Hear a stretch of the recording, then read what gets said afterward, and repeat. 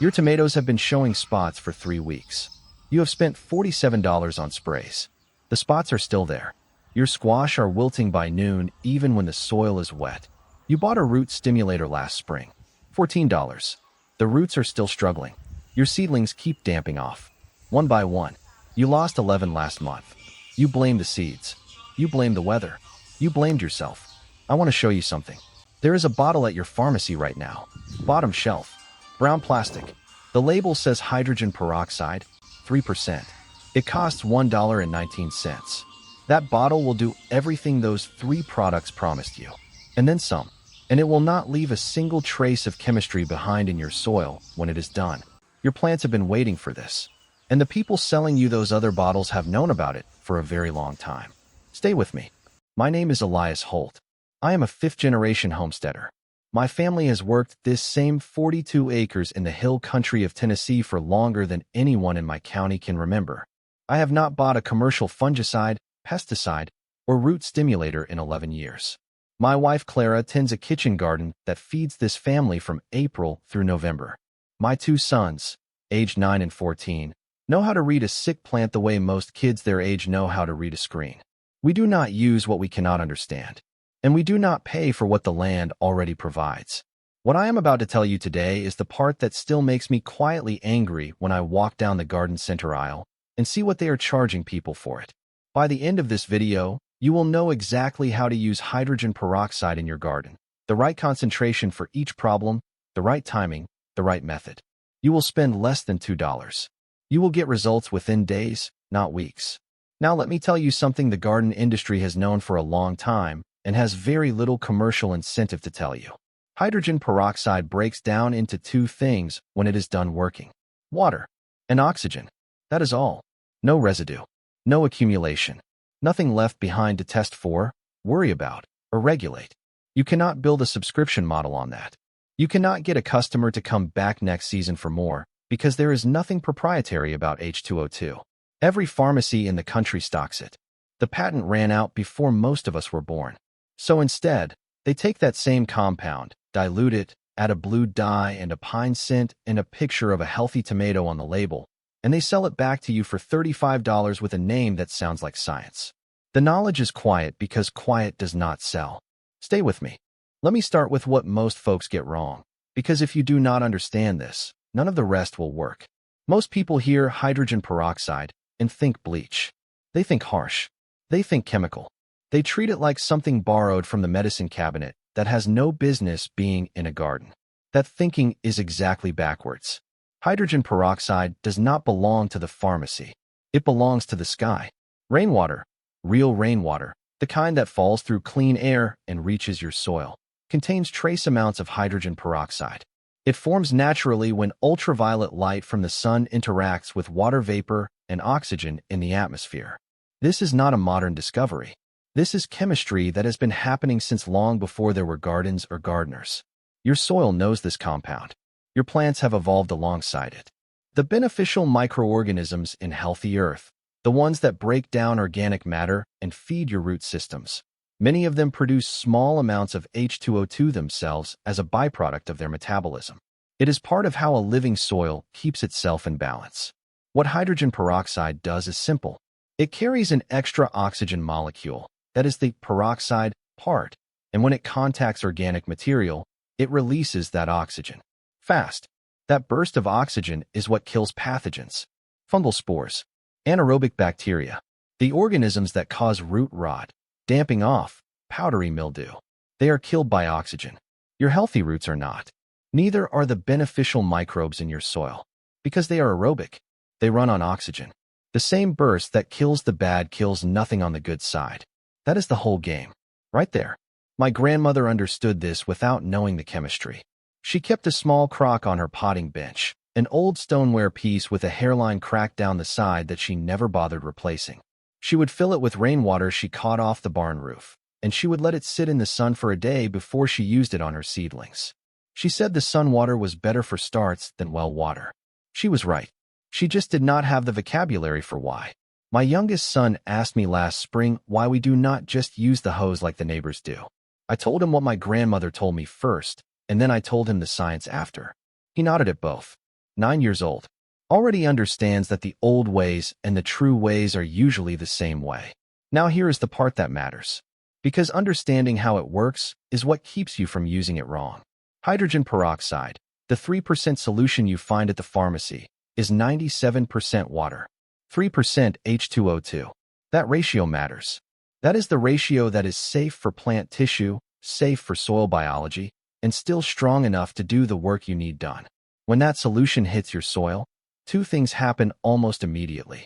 First, the H2O2 molecule contacts organic material, bacteria, fungal hyphae, decomposing matter, and it gives up that extra oxygen atom in what chemists call an oxidation reaction. For a pathogen, that reaction is fatal. The cell wall ruptures. The organism dies. Fast. No resistance built up over time. No resistant strain developing the way it does with chemical fungicides you use season after season. Second, and this is the part the garden industry never puts on their label, that oxygen release aerates your soil at the microbial level. In compacted soil, in waterlogged containers, in raised beds that have been overworked, the pore spaces close up and oxygen drops. Anaerobic conditions set in. Rot follows. One application of properly diluted H2O2 to the root zone opens that back up. The beneficial organisms wake back up. The roots start breathing again. There is a study out of the University of Georgia, published in Hort Science, that documented measurable improvement in root mass and seedling survival rates when hydrogen peroxide was used as a pretreatment soak. This was not alternative medicine. This was a peer-reviewed journal used by commercial growers. Now, pick up that $35 bottle of root stimulator from your garden center shelf. Turn it around. Read the active ingredients. If you can find the full ingredient list, you will see hydrogen peroxide listed, sometimes as activated oxygen or stabilized oxygen compound. That is marketing language for H2O2. The blue dye is not functional. The pine scent is not functional. The picture of the tomato is not functional. What is functional costs $1.19 at the pharmacy 2 miles from your house. That is the difference between knowing and not knowing. Now let me be very plain about how to use this, because the concentration is everything. Too weak and you get nothing. Too strong and you burn what you are trying to save. Here is what you need. 1 brown bottle, 3% hydrogen peroxide, from any pharmacy or grocery store. Do not buy the 35% food-grade version that some gardening sites recommend. That concentration is dangerous to handle without proper equipment, and it will kill your plants and your soil biology if you dilute it wrong. The 3% bottle is what we use. That is it. 4 root rot and waterlogged containers. 1 teaspoon of 3% H2O2 to 1 cup of water. Water your plant with this solution in place of your regular watering. Do this once. Wait 3 days. If the plant is showing recovery, new growth, firming stems, do it once more. Then return to regular watering. You are not trying to maintain a chemical regimen. You are correcting a condition. For fungal issues on leaves, powdery mildew, black spot, early blight, mix equal parts 3% H2O2 and clean water in a spray bottle. Spray the affected leaves in the early morning so the solution has time to work before the heat of the day. Do this every 3 days for 2 weeks. You will see the fungal growth stop spreading within the first application. Gone within 2 weeks in most cases. 4 seeds before planting. 1 ounce of 3% H2O2 to 1 pint of water. Soak your seeds in this solution for 30 minutes before planting. This does 2 things. It kills any fungal contamination on the seed coat, which is the primary cause of damping off in seedlings. And the oxygen exposure triggers faster germination in many varieties. I have seen germination rates improve by 30% on older seed stock using this method. For garden tools between plants, straight 3%, no dilution. Dip your pruning shears, your transplanting knife, your grafting tools between each cut. This is how disease travels from plant to plant without you knowing, on your blade. 1 dip, 5 seconds. Move on. Now here is the placement detail that most folks get wrong, so listen close. When you are treating the root zone, pour slowly and close to the base of the plant. You want the solution to penetrate straight down, not spread across the surface.